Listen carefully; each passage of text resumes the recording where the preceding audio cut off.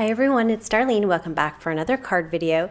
Today's card is a little bit different. I used some acetate for my card base. I thought it'd be best to show it to you because it was really hard to take a photo of this. So when you open it up, you can see the back of the dog and then there's some white cardstock to write your message.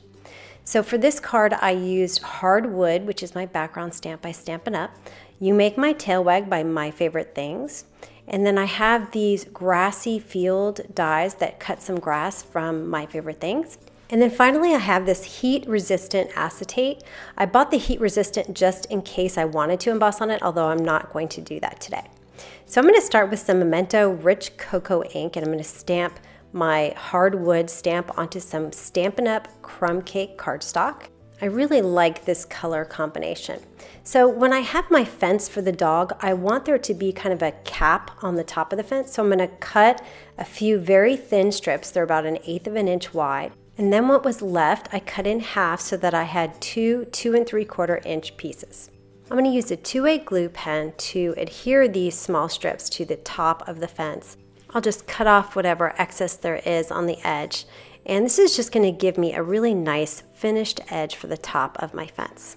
To add a little bit of color, I took some Wild Wasabi cardstock and cut those grass pieces out. I just made sure that they were the same height, each piece. They don't have to be exactly the same place in the die because they're not going to be touching each other. So I'll put one on each side of my fence here.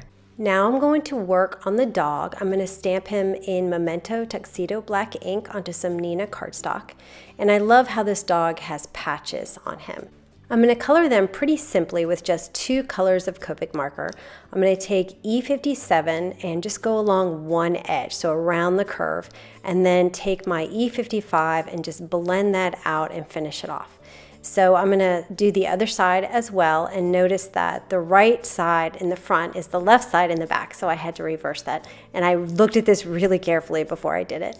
And so I'm doing, you can see, just along that left edge and then finishing off with the E55. And I left his tail white. Now, as I usually do with white animals, I color the outside edge with W1, and then I take my 0 colorless blender and I will just blend that out. So here's my colorless blender, and I'm really focusing on the edge of the W1 and just softening that out, but I will reach my colorless blender all the way to the edge, the outline of the image. And I'm going to do this on every single area, all these white areas, and I'm actually coloring pretty much all around the entire edge of the image. I like how using just this W1 and 0 gives a little bit of dimension to the animal, but it still leaves his fur white. And finally his tail down here. Now for his collar, I'm going to match the grass because it's really the only other color I have on this card, so YG17. And then I have a 110 Copic marker, which is solid black. I never use it for shading, but it is great for coloring areas solid. And just like I did with my last Copic coloring card, I always go back in one last time with the lightest color. In this case, it was a 0 colorless blender, and just blend everything together. And then I'll just cut both of these pieces out with a scissor. Now I'm going to work on my acetate.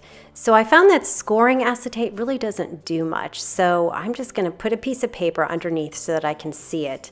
And then I'm just going to fold it in half, and then I'll take my bone folder and I'm just going to carefully just fold it across and crease it. And I was surprised how easily it creased. It just creases right up and it's perfect. So that was really easy to do. And now I'm going to start adding my elements. So I'm going to put a piece of paper under here the same size as the card so that I can see what I'm doing.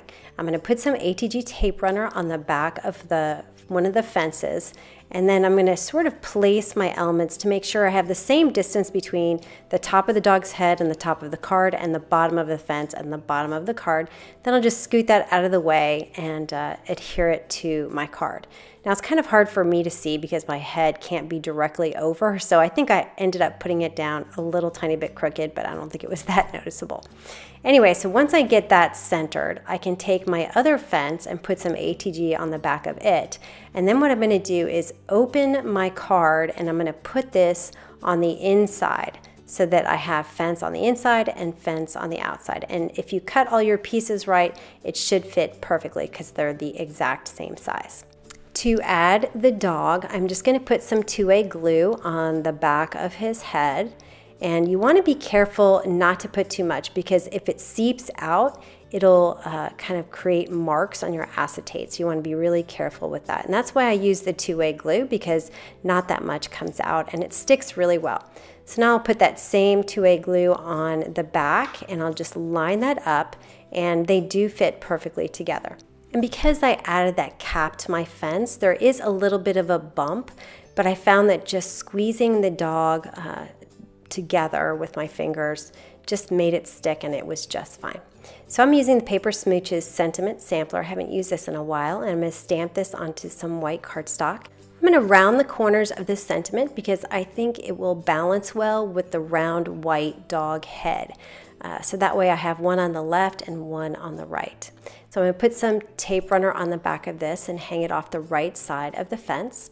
Now I need something for writing my message on the inside. So what I'm doing is I'm just measuring a piece of white cardstock just inside that fence. So maybe like a 1/16 of an inch or less.